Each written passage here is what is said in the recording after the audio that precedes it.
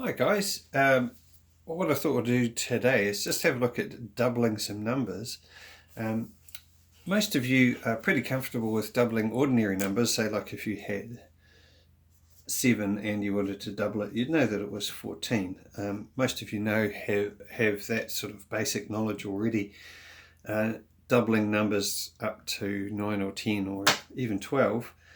But what I wanted to look at today was what happens if we have numbers that are a little bit more complicated to double. And so we'll just go through that so you feel comfortable with it yourself. Let's look at a number that's a bit trickier. Say we had 28. Now, doubling that is a little bit harder because we know what double 8 is, we know what double 2 is, 2 10s in this case. But what happens when you double them together? Well, as in a lot of maths, the best thing you can do is split them up. So what I would do is look at the two numbers separately. We know double 8 is 16. This is 2 10s, so double that would be 40. Now we've got some simple maths. 40 plus 16 gives us 56. So double 28 is 56. So that's a nice, quick and easy way to do it. There are other ways to do that too, and I'll show you in a second. The size of the number doesn't necessarily matter. For example, just pause here for a second. Say you had a number like 1234. That's an easy number to double because each of these, when you double them, becomes less than 10, or less than 9. So in this case, to double that, I could do it in my head straight away. It's going to be 2468. So that's not the problem. Doubling numbers like this are quite easy. It's when you get trickier ones, say like this guy here, if I wanted to double that again, then I'd have some problems. Let's have a go at it though, see what happens. There's two ways I could approach it. I could write the number down again, 2468, and add them together. That's the same as doubling, isn't it? The same number twice. I could use this algorithm. I could go 8 plus 8 is 16, carry the 10 into the tens. 6 plus 6 is 12, plus 1 is 13, carry that 100 up into the other hundreds, because that's 13 tens. 4 and 4 is 8, plus 1 is 9, and 2 and 2 is 4. So doubling it like that works beautifully. I want to show you a different method today too that works just as well, but is a little bit less writing down. In this case, what I've done is kept that same number, 2468. I'm going to double it just by putting a little 2 down there, and it's much the same as what we do with the addition, except we're using a multiplication kind of algorithm to do it. So 2 times 8 is 16. Again, we can put the 6 one in there. The 6 there, the 10 there. 2 times 6 is 12, plus 1 is 13. Go that 1 over there, which is 100 by the way, of course. 2 times 4 is 8, plus 1 is 9, and 2 times 2 is 4. And we get the same answer, just with a little bit less writing down. Now, what we're doing here is seeing the relationship between adding and multiplying. So we'll go through it again with some simpler ones, just so you can get the idea, and you might like to have a go at some yourself. Okay, have a look at this one. 36 times 2. Doesn't seem too bad. There's a couple of ways you could do it. If I was doing it in my head, I might say, well, I know 35 times 2 is 70, and there's going to be another 2 on, so the answer is going to be 72. But how can I be sure? Is there a way I can work it out? So what I'll do is just shift this number down here so that it's more in a style of an algorithm. This guy can just disappear for a second. And we've got the same sort of problem here, haven't we? 36 times 2. Well, 2 times 6 is 12. Put the 2 there, carry the 10 up with the other 10s. 2 times 3 is 6, we know that. and then add that 1 to make it 72. You don't need to write down the whole algorithm every single time. You can actually do this sort of thing in your head after a while, because multiplying by 2 is quite easy when you break it down into the chunks.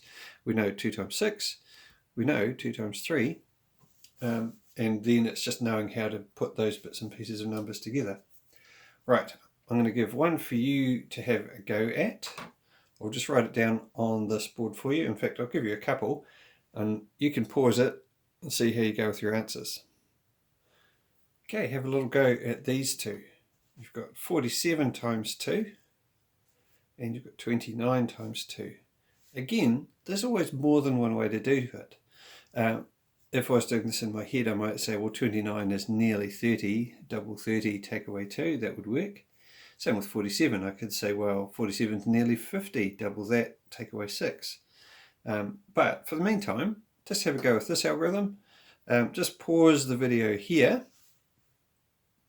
and we'll get back with some answers. Okay, hopefully you paused long enough to write down the questions and put down some answers. Let's see how you went. Let's start with 47 times 2. Well, we know 2 times 7 is 14. Easy. Put the 4 from the 14 there, the 10 from the 14 up above it. 2 times 4 is 8. 8 plus 1 is 9. 94. 29 times 2. Well, we know the answer is going to be a little bit less than 60. 58 is my guess, but let's see if we can work it out fully. 2 times 9, 18. Pretty straightforward. The 8 goes there in the 1s, the 10 goes up in the 10s. 2 times 2 is 4 plus 1. 58. How'd you do? Oh, I'm glad to hear it.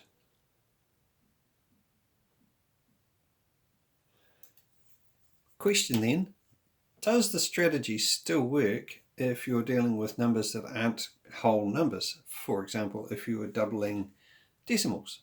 Well, here's the good news. Yes, it does. It works perfectly well. So instead, say my number was something a wee bit trickier, like 0.38. Now, I want to double that. I want to see what would happen if I had twice that amount. 0.38 is less than half of something. 38%, whatever you want to call it. It's a tiny amount. But we've got twice as much now. We're going to double it to see what we get. The same strategy works. The only thing we have to do with this one is remember to put Dennis the decimal in there. Make sure he's there so that our place value ends up correct. So in this case, we're talking about hundredths and tenths, but the way that we deal with the numbers is exactly the same. That's the good thing about the decimal system. Okay, so 2 times 8 is 16 hundredths in this case. So the 6 from there goes there. The tenths go up in the tenths column. 2 times 3 is 6 plus 1. Now the other thing I need to do is remember to bring this 0 down here as well, just so that it indicates that this is less than 1. Dennis the decimal helps us do that too, but we end up with 0.76. Let's try another. This one looks scarier, but all that's happened is that we're talking about a much smaller number now. We can still double it though in exactly the same fashion. It's 0.068. These are hundredths, these are thousandths. It's a tiny, tiny part of a number. I'll pause the video here, have a go and see what you come up with yourself. Okay, how did you go? Well, using the same method that we've learned already, let's have a try. We know 2 times 8 is 16. 16 thousandths in this case. The 6 goes there, 1 goes there. 2 times 6 is 12, but don't worry about that. That's okay. It's still, we're going to end up with a number that we can use. 12 plus 1 is 13. Put the 3 there, and the 1 there as we normally do. 2 times 0 is 0, plus 1 is 1. So we end up with 0.1 136.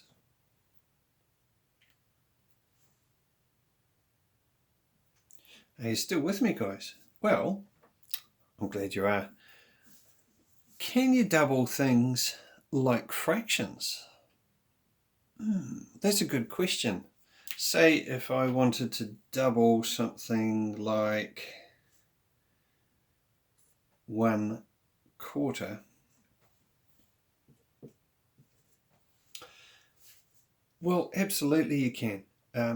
Doubling fractions is pretty easy. The only thing to remember is that you keep your denominator the same in this case. So we know that it's going to be, we're talking about quarters, fourths, right? So 1/4 times 2, and most of you will have figured this out in your head already, is going to keep the same denominator for a start. It's going to be fourths. And then I'll just double that, which is 2. Now, you could simplify that fraction again into 1/2 because 2/4 is the same as a half. But the actual process is pretty simple, just remembering to keep that denominator there. Now, what would happen if the fraction was more complicated? Well, let's have a look. Let's have a look at this one. We've got 3/16 times 2. Some of you will have figured this out already. We keep our denominator the same, 16ths, bit of a mouthful.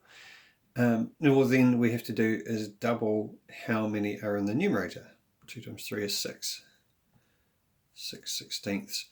Can we simplify that? Yeah, probably.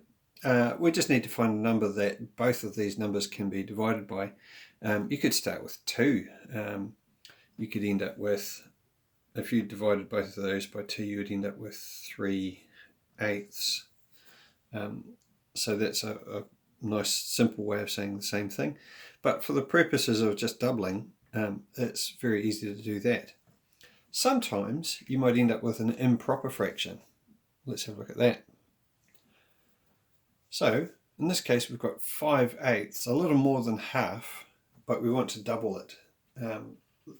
You can think of a story that might be, usually pizzas are divided into 8 segments. There's 2 lots of 5/8 of pizza left. How many whole pizzas would we be able to make out of that, for example? So 5/8 times 2, we're going to double it. First of all, we can just figure out how many eighths we've got. In this case, 5 times 2 is 10.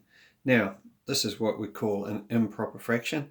That doesn't mean that it's not legitimate. It's a real fraction. It just means that the numerator is bigger than the denominator. What can we say about that then? Well, all we have to do is say how many times does 8 fit into 10? Fits in once. And how many are left over? 2/8. 1 and 2/8. Or if you wanted to simplify it further, you could also say it's 1 1/4. So if I had 2 lots of 5/8 pizzas, I'd have 1 1/4 pizza left in total, in the simplest possible way of saying it. Okay guys, have a go at these two. 3/7 times 2 and 5/6 times 2. Pretty easy. Pause the video here, write down the question for yourself, have a go.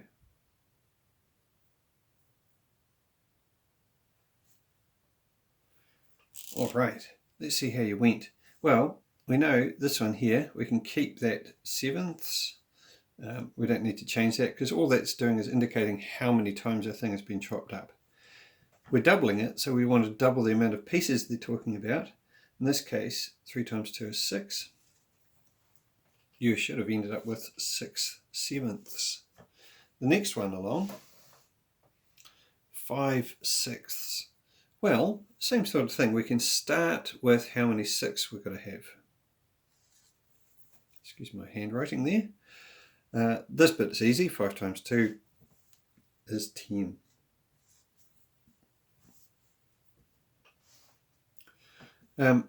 Well, can we simplify that? Yes. Well, 6 fits into 10 one time.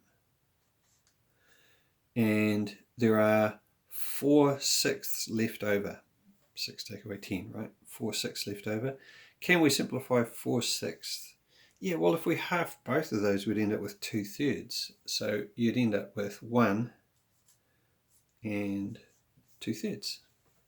So that is how you can double 5/6 and end up with the simplest possible fraction as well. Well, that's the end of our doubling lesson for today, guys. Have a go. Might be able to put some challenges out for yourself as well. Thanks for listening, guys. Appreciate your time.